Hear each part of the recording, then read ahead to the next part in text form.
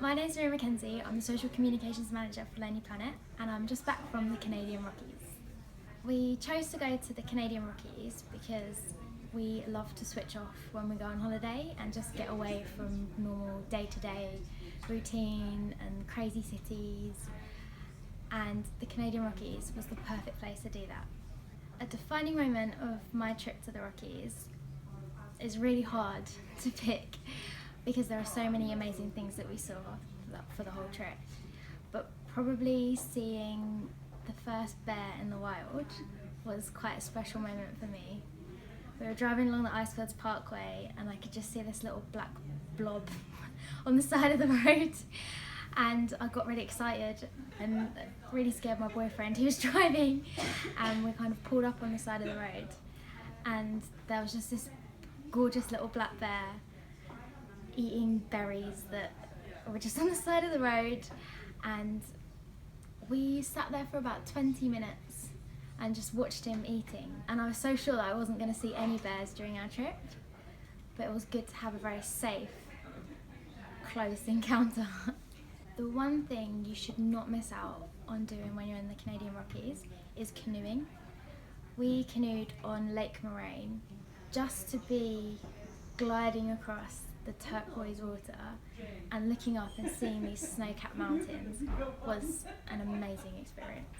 It was one of those like pinch me travel moments when you're on this amazing lake, there's barely any other canoes around, and it just starts snowing on you, and it was just incredible. My favourite activity on my trip to the Canadian Rockies is without a doubt the hiking. One of my favourite hikes was the ice walk we took across the Athabasca Glacier. I've never walked on a glacier before, so we enlisted the help of a proper ice walk tour guide, and she would walk ahead and like hack steps into the ice, and they gave us all the equipment that we needed. But just to feel the crunch of the ice beneath your feet is just an experience in itself. It's amazing. There are moments in the Canadian Rockies where you realise that you're completely out there on your own, and that's why you have to be prepared.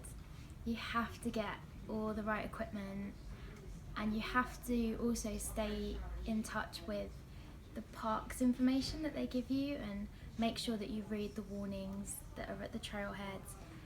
You should always travel preferably in a group of 4 or more, and carry bear spray, and make sure you have enough food and first aid supplies. But I also feel that being out in the middle of nowhere and just relying on yourself and whoever you may be travelling with is also a travel thrill. So it does test your limits, but in a good way.